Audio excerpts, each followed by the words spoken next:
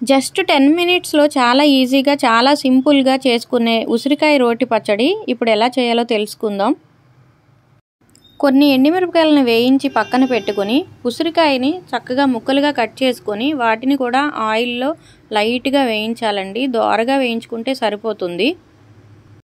ఉసిరికాయల గింజలు తీసేసి నీట్గా చిన్న చిన్న ముక్కలుగా కట్ చేసుకోవాలి. కట్ చేసుకుని వాటిని దోరగా వేయించి మిక్సీ జార్లో ఎండుమిరపకాయలు ఉసిరికాయ ముక్కలు వేసుకోవాలండి.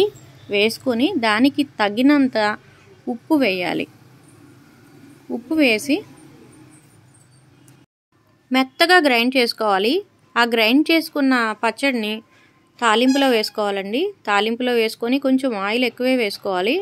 ఆయిల్ ఎక్కువ వేసుకొని తాలింపులో వేసుకుంటే చాలా బాగుంటుంది. ఇప్పుడు వేడివేడి అన్నంలో కలుపుకొని తింటే చాలా బాగుంటుందండి. పిల్లలు పెద్దవాళ్ళు అందరూ కూడా చాలా ఇష్టంగా తింటారు. చాలా హెల్దీ కూడా. ఒకసారి ట్రై చేయండి.